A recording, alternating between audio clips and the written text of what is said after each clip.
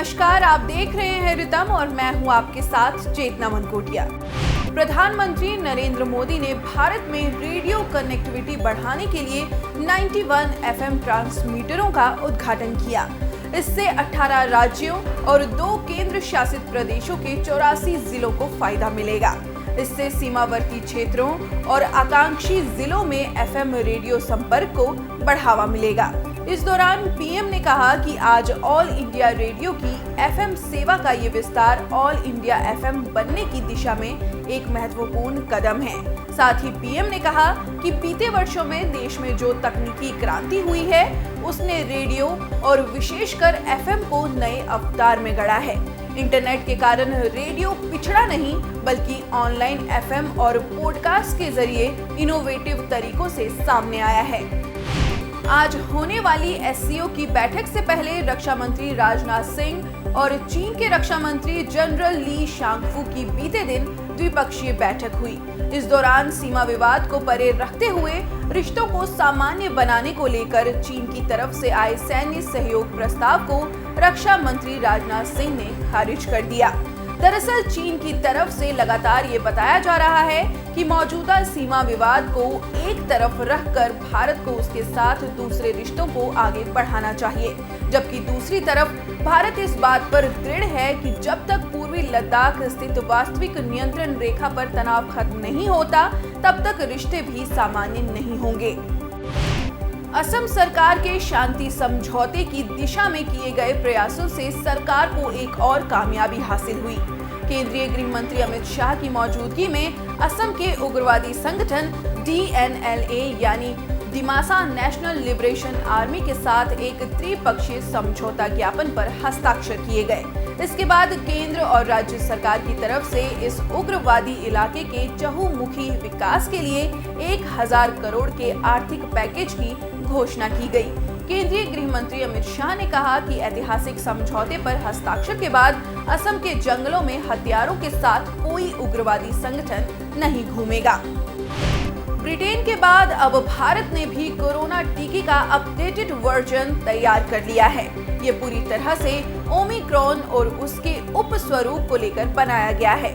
केंद्रीय औषधि मानक नियंत्रण संगठन के अनुसार जोनेवा बायोफार्मास्यूटिकल कंपनी ने ओमिक्रॉन और उसके उपस्वरूप BA.1 को लेकर एक अपडेट टीका mRNA तकनीक के जरिए तैयार किया है, जिसकी एक खुराक लेने से पर्याप्त एंटीबॉडी विकसित हो सकती है।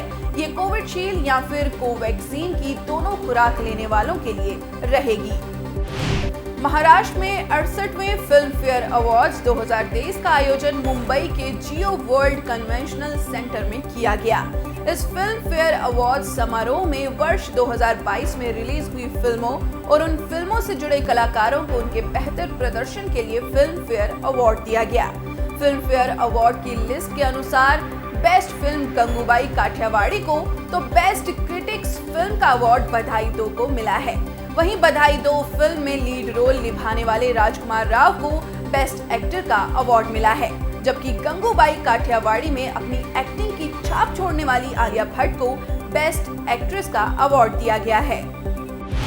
कांग्रेस अध्यक्ष मल्लिकार्जुन खड़गे की पीएम नरेंद्र मोदी पर आपत्तिजनक टिप्पणी से उपजे विवाद के बाद बीजेपी ने गांधी परिवार पर निशाना साधा। बीजेपी के प्रभारी और केंद्रीय मंत्री धर्मेंद्र प्रधान ने कहा कि बीजेपी को खड़गे जैसे वरिष्ठ और अनुभवी नेता से ऐसी असंसदीय और अवांछनीय टिप्पणियों की उम्मीद नहीं थी। प्रधान ने कहा कि पीएम ने हमेशा मल्लिकार्जुन खड़गे को व्यक्तिगत और सार्वजनिक रूप से काफी सम्मान दिया है। साथ ही कहा कि वे जरूर किसी मजबूरी में होंगे। उन्होंने अपने राजनीतिक आकाओं को खुश करने के लिए ऐसा बयान दिया होगा। पाकिस्तान के मानवाधिकार आयोग ने वर्ष 2022 से जुड़ी अपनी प्रमुख सालाना state of human rights report जारी की है। इसमें उन्होंने पाकिस्तान में बीते साल हुई राजनीतिक और आर्थिक उथल-पुथल पर चिंता जताई है। रिपोर्ट में कहा गया है कि देश में इस वर्ष सबसे अधिक आतंकवादी हमले हुए हैं। वहीं इस साल आतंकी घटनाओं से सबसे ज्यादा मौत 533 हुई है। उन्होंने कहा कि ये आंकड़े बीते 5 सालों में सबसे अधिक बढ़े हैं। इसके अलावा पाकिस्तान के बलूचिस्तान में 2210 गुमशुदगी के मामले दर्ज किए जा चुके हैं। रिपोर्ट में कहा गया है कि विशेष रूप से खैबर पख्तूनख्वा में इस तरह के घटनाक्रमों में इजाफा हुआ है। उत्तर प्रदेश के कानपुर शहर के बजरिया, बेगमपुरवा और जाजमऊ सहित विभिन्न इलाकों में ईद के मौके पर बिना अनुमति के ईदगाह के बाहर नमाज पढ़ी गई। ईद के मौके पर सड़क पर नमाज अदा करने के आरोप में लगभग 2000 लोगों के खिलाफ 3 अलग अलग प्राथमिकी दर्ज की गई हैं। पुलिस के अनुसार इन मामलों में अभी किसी को गिरफ्तार नहीं किया गया है।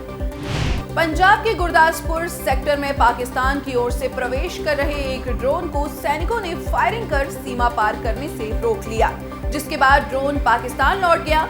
बीएसएफ पंजाब फ्रंटियर ने बताया कि गुरुवार रात को करीब 2 बजे भारतीय सीमा में दाखिल हो रहे पाकिस्तानी ड्रोन पर 100 से ज्यादा गोलियां दागी गईं और ड्रोन वापस लौट गया, जिसके बाद से जवानों द्वारा लगातार संयुक्त रूप से तलाशी अभियान चलाया जा रहा है।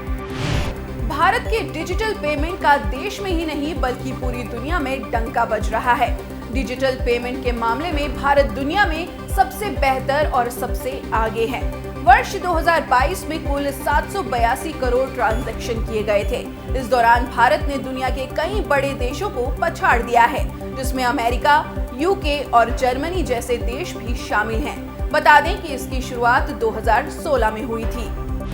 वर्ष 2015 के अप्रैल माह में लॉन्च प्रधानमंत्री मुद्रा योजना के तहत पिछले वित्त वर्ष 2022-23 तक 22.86 लाख करोड़ रुपए के लोन वितरित किए जा चुके हैं। एसबीआई की रिपोर्ट के अनुसार मुद्रा लोन के तहत पिछले वित्त वर्ष 2022-23 में 4.5 लाख करोड़ रुपए का वितरण किया गया।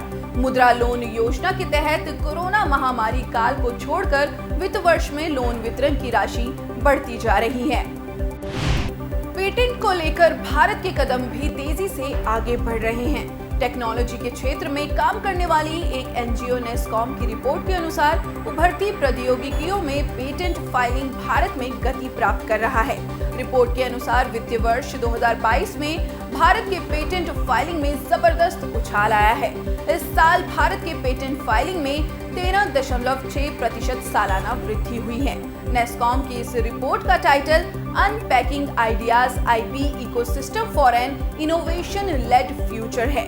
रिपोर्ट में कहा गया है कि वित्त वर्ष 2021 में 41.6% की तुलना में 2022 में घरेलू पेटेंट फाइलिंग की हिस्सेदारी बढ़कर 44.4% हो गई है।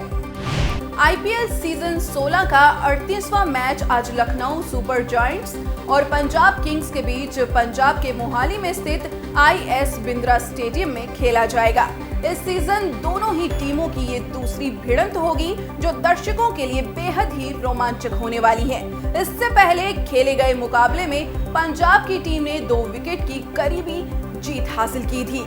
वहीं दूसरी तरफ लखनऊ सुपर जायंट्स ने पिछले मुकाबले में गुजरात के खिलाफ 7 रनों की करीबी हार का सामना करना पड़ा था, जिसके कारण लखनऊ इस मैच से दौड़ में अपनी वापसी करना चाहेगी और पंजाब दौड़ में बने रहने के लिए संघर्ष करती नजर आ सकती है।